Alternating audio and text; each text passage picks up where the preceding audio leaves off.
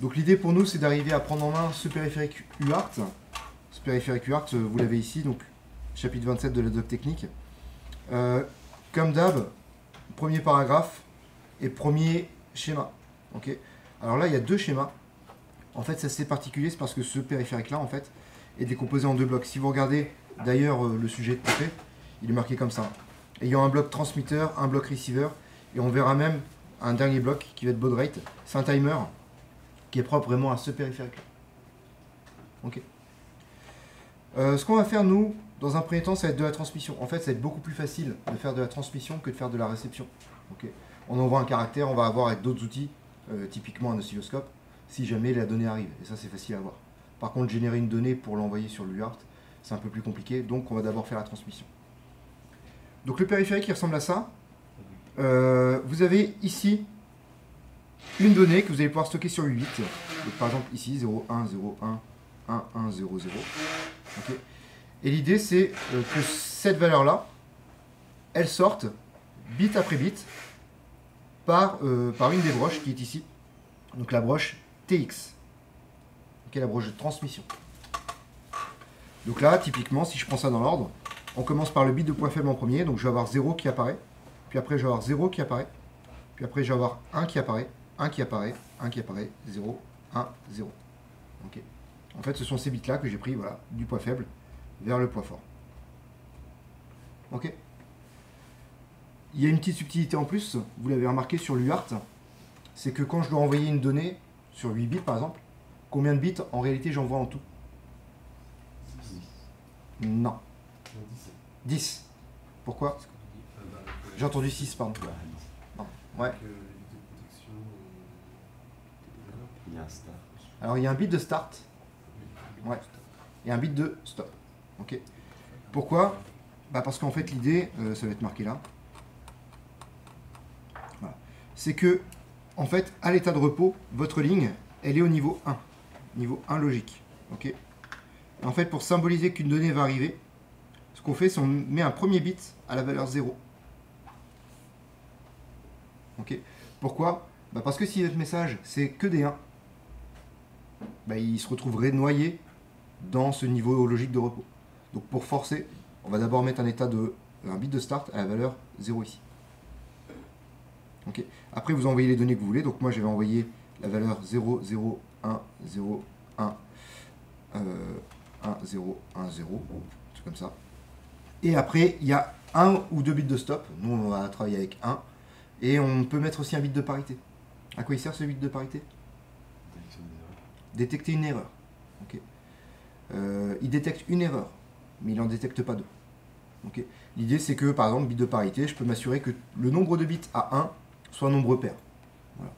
Et si jamais j'ai une erreur entre le bit de parité que j'ai rajouté pour justement faire en sorte que mon nombre de 1 soit pair, et qu'à la réception je me rends compte que le nombre de 1 il est impair, et ben je sais que j'ai un bit qui a merdé. Je sais pas lequel, mais j'en ai un qui a merdé. S'il y en a deux qui ont merdé par contre, et ben au final je ne détecte plus. La bonne nouvelle, c'est que s'il y en a 3 qui ont merdé, je détecte. Mais s'il y en a 4 qui ont merdé, enfin bref, vous voyez où je veux en venir. Donc voilà, c'est rudimentaire, ça fonctionne. Mais voilà, clairement, on ne va pas faire vos transactions bancaires avec ce type de sécurité-là. Bref, si je reviens là-dessus du coup. Alors, qu'est-ce qu'on peut voir? On peut voir le bus de données par lequel va arriver la donnée que moi je veux transmettre. Okay. Donc la donnée que je veux transmettre, elle va arriver par le bus de données ici. Et donc elle se retrouve dans quel registre? Lui. Et j'entoure en rouge parce qu'il va être important, ça va être un des registres que vous allez manipuler. Le TX, et j'ai d'ailleurs déjà noté comme ça, TX1 Reg. Okay. Donc quand on va écrire une donnée, ça va arriver là-dedans. Okay. Et si le registre de transmission, qui est ici, donc ça c'est à l'intérieur du périphérique, à la limite, je vais pouvoir mettre ça, tout ça, c'est à l'intérieur du périphérique. Et ce qui est en rouge, du coup, c'est l'interface qui vous permet d'accéder à votre périphérique. Okay. Si le registre là est dispo, et votre donnée que vous avez écrite dans TX1 Reg va apparaître dans le registre à décalage, le Transmit Shift Register, et va pouvoir sortir bit par bit sur la broche de sortie. Ok. À quelle vitesse? La vitesse, elle est générée par une autre partie de ce périphérique-là, le baud rate generator. C'est un timer. Hein. Ok. C'est un timer qui va venir cadencer la fréquence à laquelle je fais sortir tout ça. Ok. Et outre tout ça, bah, vous avez plusieurs bits à configurer, toc, toc, pour vous permettre d'activer ou non votre périphérique avec telle ou telle fonctionnalité. Ok. Là, par exemple, TXEN, est-ce que vous dites que ça veut dire quoi à votre avis? EN, on l'a déjà vu à plusieurs reprises. Enable. Donc, TXEN, j'autorise la transmission. Ok. Donc voilà, ça va être un bit à manipuler, par exemple. Ok. Alors, si je regarde le périphérique et que je vais voir les registres, vous voyez, par exemple, le registre, là, il s'appelle RCX-STA. Ok. Mais en fait, si je regarde l'ensemble de tous mes registres, RCX-STA, il n'existe pas. J'ai RC2-STA ou RC1-STA. Ok, c'est juste qu'en fait, dans ce microcontrôleur-là, j'ai deux périphériques UART. Voilà. Je peux utiliser n'importe lequel.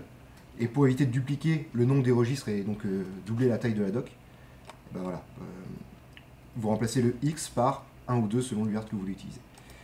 Et bref, ce qui m'intéresse là-dessus, c'est vous montrer ça. Là, j'ai 3 registres qui sont ici. Et on peut voir que ces registres-là sont bien découpés en 8 bits. Okay, 8 bits individuels.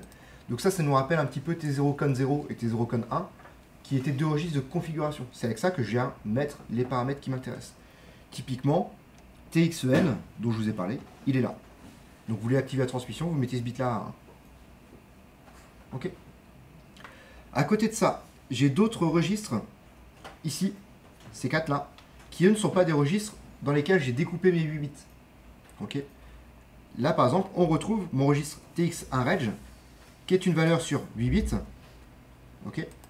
Et cette valeur sur 8 bits, eh ben, elle correspond à la valeur 8 bits que j'ai envoyée telle qu'elle. Ce n'est pas une configuration, cette fois-ci, c'est une donnée. D'accord. C'est un registre qui contient une donnée. Ok pour ça?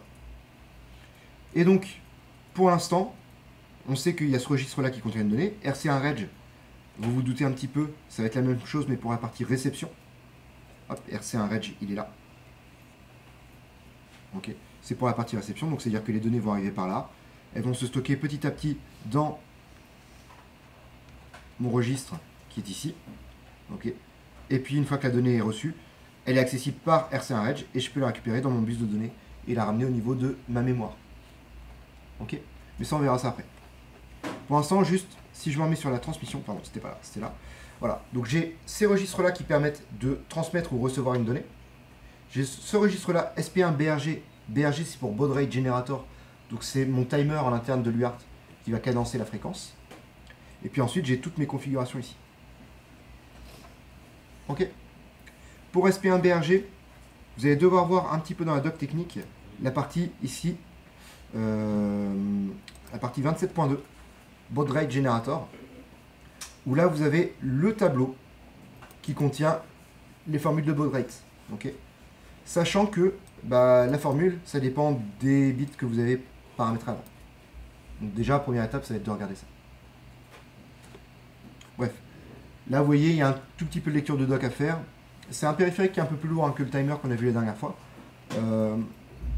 Donc le plus simple peut-être, c'est qu'on essaie de lire ce qui est ici, pour essayer de comprendre vraiment tout ce qui se passe et faire le lien entre la doc technique et puis le cahier des charges. Deux petites choses, je vais vous montrer ça et je vais les mettre moi à part à la limite. Cette partie-là, les broches, je vais mettre ça là. Et l'autre partie, c'est les interruptions, je vais mettre ça là. Alors pourquoi je sépare tout ça? Parce que tout ça, ce que vous avez là, ça c'est paramétrable directement dans le périphérique UART1. Ok. Ça, la partie interruption, vous le savez parce qu'on l'a fait avec le timer la dernière fois, c'est pas paramétré directement dans le périphérique UART, c'est paramétré ailleurs. Je ne sais pas si vous vous souvenez, mais dans la doc technique, on a vu la semaine dernière le chapitre 14 qui gère toutes les interruptions. Ok. Et là, dans les interruptions, peut-être que eh ben, je pourrais trouver un truc qui m'intéresse. TX1 IP, TX1, transmission 1, RC1 IP, réception 1. Ok. Donc il y a peut-être des choses qui nous intéressent là-dedans. Donc ça, c'est le premier point que vous allez pouvoir regarder dans un deuxième temps à la limite, parce que pour la transmission, on s'en occupe pas d'ailleurs des interruptions. Pardon, ça c'est le deuxième point. Et troisième point, ça va être ça. Ça va être les broches. Donc là, il y a un truc encore un peu particulier. C'est que dans un périphérique, dans un microcontrôleur, j'ai différents périphériques. Okay, mais ces périphériques-là ont une sortie. Donc mon UART1, il a une sortie TX, il a une entrée RX. Mon timer 0, on l'avait vu, il a une sortie T-out. Okay. Par contre, ces choses-là, en fait, je vais pouvoir les rediriger vers une broche en particulier. Okay, ou une autre. D'accord? Il y a plusieurs possibilités. Nous, je crois que dans le cahier des charges, ça, on veut que ce soit sur RC6 et ça sur RC7. Ou l'inverse, je ne sais plus. Okay. Là, mon timer 0 out, je pourrais très bien l'envoyer sur cette broche-là, par exemple. J'en mets une au hasard, RA0. C'est vraiment au hasard, je ne sais même pas si c'est possible. Bref. Et bien, comment on fait ça? Vous avez un périphérique qui ressemble à moitié à un multiplexeur, qu'on appelle le PPS.